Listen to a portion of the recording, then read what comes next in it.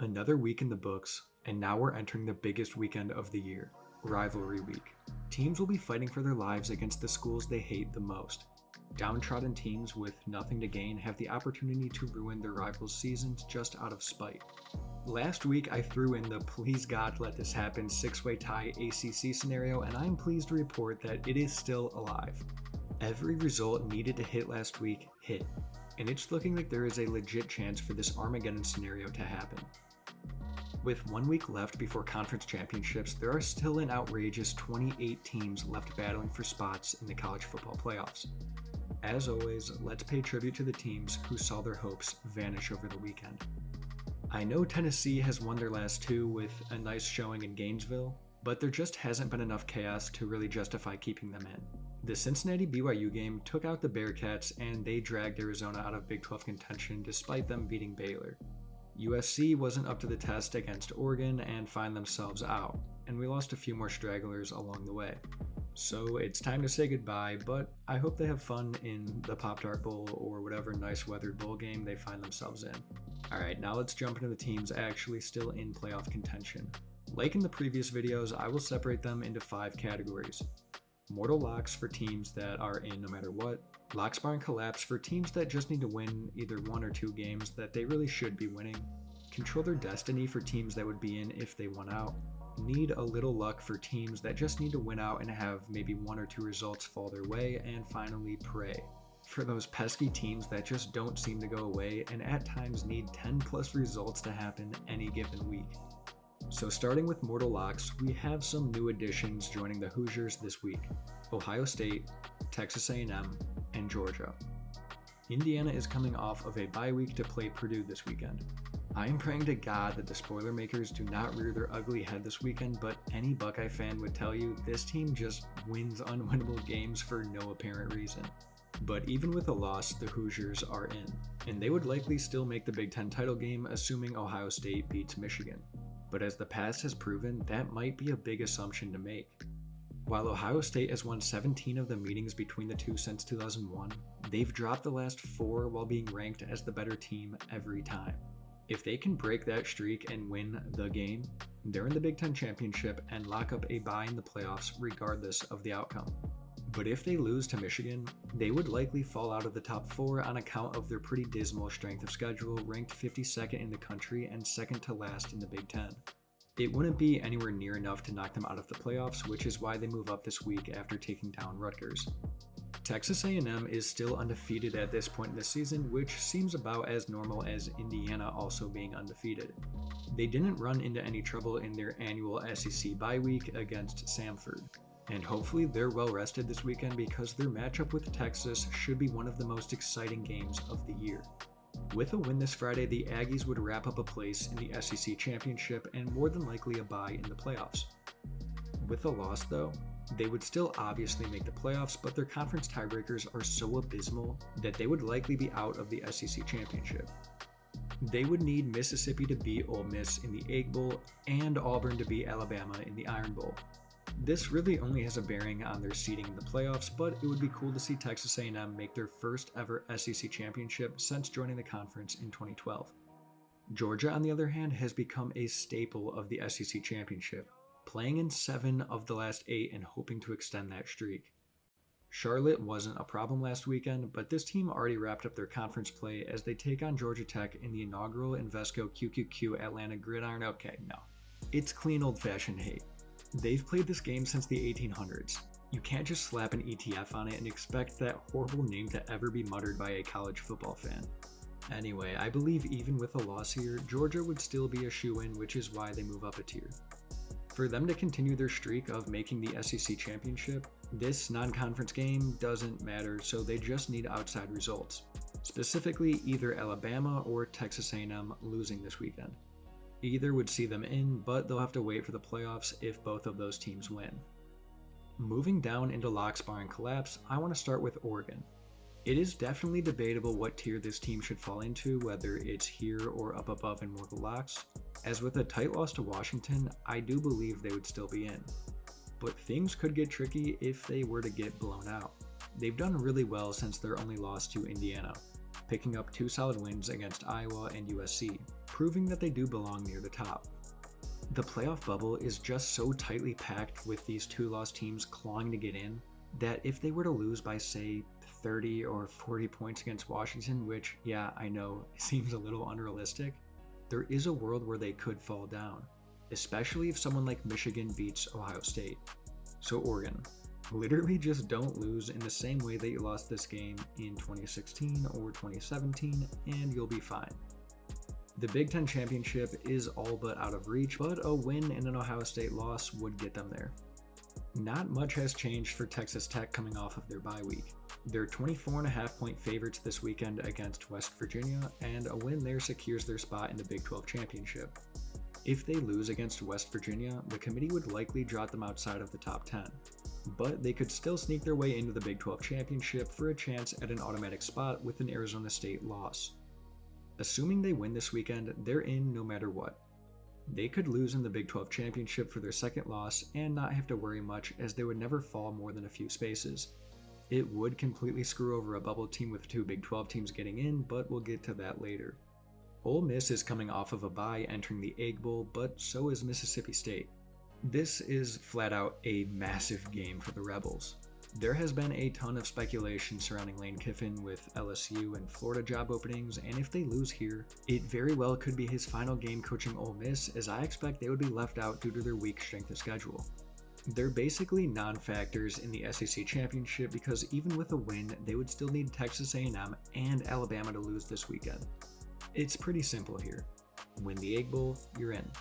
Lose, and you'll likely need a few bubble teams to choke to cushion your fall enough to stay within the top 10. If you're confused about my obsession with teams staying within the top 10, that's because it's still the line for teams to qualify for an at-large spot in the playoffs. A group of 5 team from outside the top 12 will eat up one spot, and it's also very likely an ACC team will do the same. Alright, so quickly back to Ole Miss. This game won't be easy. The Rebels are favored by about a touchdown, and yeah, Mississippi State is 1-6 in SEC play, but they took Tennessee and Texas to overtime, so anything is possible, especially in a rivalry game. Wrapping up this tier, we have Notre Dame. I'd like to have a quick moment of silence for Syracuse. Thank you. In case you missed it, your eyes are not deceiving you. Notre Dame scored 21 points before their offense even took the field. They scored more points than their own quarterback had passing yards. They had 35 points with just 5 offensive snaps to start the game. The mind-boggling stats from this game go on and on and on, and it's clear Notre Dame was just pissed. I do feel sorry that Syracuse was unlucky enough to get caught in the crosshairs, getting their teeth kicked in 70-7, but the Irish wanted to make a statement, and they did. They might have started the year slow, but they kicked it into gear pretty quick and are getting hot when it matters most. Being ranked 9th in the CFP rankings, they're in with a win over Stanford. Okay, 99% in. Stay with me. So with Notre Dame being 9th in the CFP rankings, that keeps them within the top 10. But what if Texas Tech and BYU win this weekend and BYU wins the Big 12? Well, BYU would eat an automatic spot and Texas Tech would take an at-large spot, as we've seen the committee doesn't want to punish conference losers. Okay, well, Notre Dame would still be in and Alabama would be getting bonked, right? Well, not exactly. Now imagine Alabama beats Auburn this weekend and Texas A&M in the SEC Championship, while Ole Miss and Georgia both win their matchups. Bama would jump Notre Dame for an automatic spot and Texas A&M would not fall out. And Ole Miss and Georgia would also stay above with their wins. The craziest part is this isn't even unrealistic. The only upset would be BYU over Texas Tech in the Big 12 Championship, but Notre Dame, I believe, would be out. Yes, okay, it is a lot to have happen, but it is definitely something to keep an eye on this weekend. And while I guess that should very slightly technically mean Notre Dame doesn't really control their own destiny, I am too lazy to move them at this point, so they're staying put. Before moving into the next tier, I want to quickly check the temperature on an idea someone gave me in the comments of last video. On the website cfbspot.com, where you can currently guess where football and basketball players went to college, I want to launch a bracket challenge similar to March Madness but for the college football playoffs. When the bracket comes out, I would update the site to allow users to create one bracket, and I would have prizes for the top 3. For the prizes, I'm thinking something like a college sweatshirt of the winner's choice, a jersey, or maybe some other stuff. You guys can let me know. The tiebreaker would be total points in the final game, but I'm just curious if you guys would be interested in something like this. Alright, let's start Control Their Destiny with an easy one. Oklahoma. Oklahoma plays LSU this weekend as 10.5-point favorites. If they win this game, they're in the playoffs. And if they lose, they're out. It's really as simple as that. Alabama is a little more convoluted. Lose to Auburn this weekend and they're done. But if they win, they'll make the SEC championship. Personally, I'm of the belief that they could go into the SEC championship and lose and they would still make it in.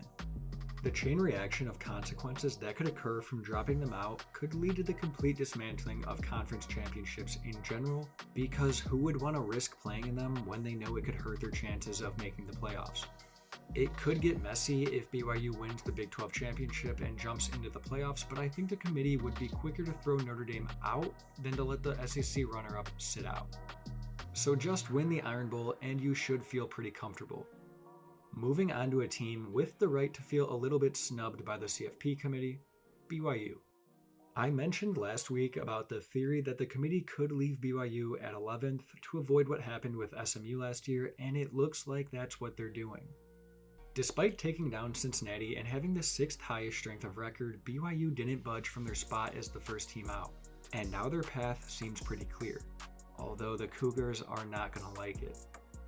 They still control their destiny, as a win over UCF this weekend would push them into the Big 12 championship, but they would likely meet Texas Tech there, the only team they lost to, and it wasn't particularly close.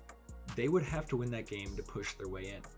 There is also a chance they could beat UCF and have teams above them drop their games, but they would really need some of those teams to slip up if we're looking at their matchups. I really just feel for BYU. They messed up their chances last year and deserve to be left out, but this year just seems harsh. Their only loss is to the 5th ranked team in the country, and it's not like the rest of their schedule was some sort of cakewalk.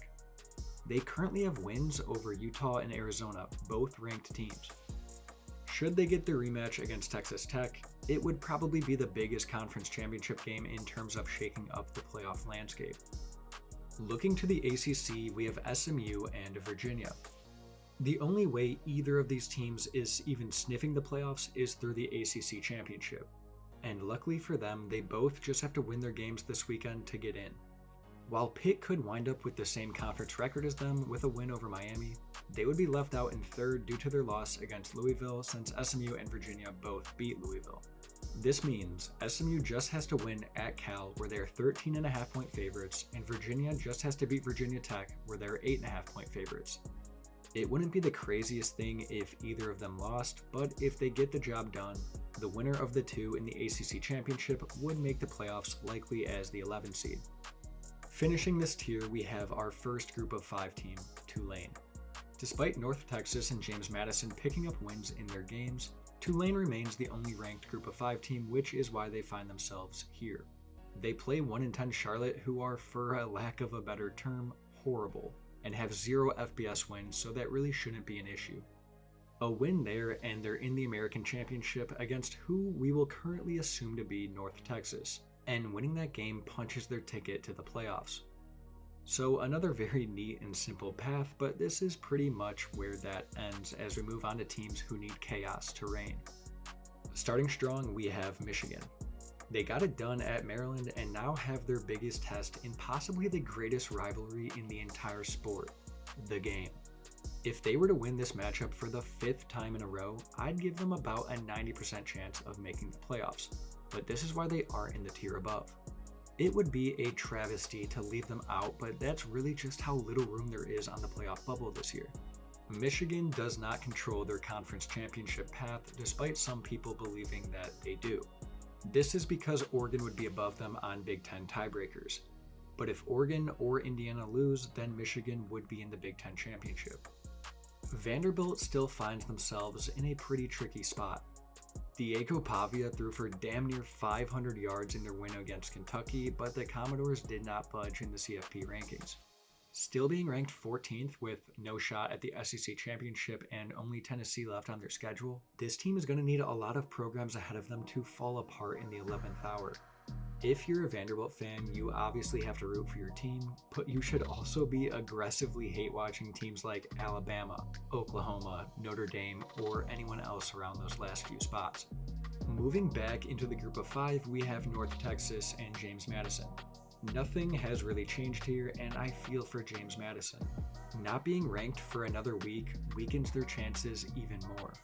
They're heavily favored to win the Sun Belt, but it probably just won't matter. If North Texas and Tulane win their matchups this week, which they're very favored to do, it seems likely the committee would take one of them over JMU. Since North Texas also isn't ranked, we don't know for sure, which is why they're both here, but it's pretty safe to assume that a ranked win over Tulane would be enough of a push. There is still a world where Duke wins the ACC, which I believe would give JMU another opening because the Blue Devils have 5 losses, but we'll touch on that later. One more thing to mention is that on Tuesday, North Texas's coach Eric Morris took the Oklahoma State job, and while he will remain the Mean Green coach for the rest of the year, it could potentially screw with their locker room, I guess, but we'll just have to see. Staying on the topic of teams a little upset with the committee, there is Miami. Last week, I mentioned that the committee ranks teams in groupings of 4, and as you can see, Miami has moved up into Notre Dame's group. This means head-to-head is factored in, yet Miami is not even close to Notre Dame. I know the committee said they would use the eye test in their rankings of teams, but if only there was something we could see to determine which team was better. Alright, joking aside, I think 99% of college football fans think Notre Dame is better than Miami currently and would take them to win, but it is just hard to completely write off their matchup when they played each other earlier in the year and their resumes are comparable. If you don't have a dog in this fight, just imagine your team getting left out with the same record as a team you guys beat. It would suck. And I do think it's wrong to devalue wins and losses just because they happened so much earlier in the season. The rankings aren't changing though. So Miami needs to just buckle in and find a way to make it, which won't be easy. They play at Pitt this weekend, which could give them a nice little boost should they win, but they would still likely need a team like Alabama to drop while hoping they leapfrog BYU. Additionally, the ACC championship is still in the cards. They need to win, obviously, and they also need Duke to lose to Wake Forest and either SMU to lose to Cal or Virginia to lose to Virginia Tech. So they have 2 pretty clear paths, but unfortunately they don't hold their own fate outside of the Pitt game. Another team in a similar predicament is Utah, and despite being ranked 13th, I very nearly put them in the prey tier. They're just a team on paper that looks so close to the playoffs, but in reality has closer odds to James Madison, and here's why. Their game against Kansas this weekend has little to no firepower to shoot them above anyone if they win, and their path to the Big 12 championship is extremely difficult. Like I've mentioned with a lot of teams, they need most of the teams ahead of them to lose for an at-large spot.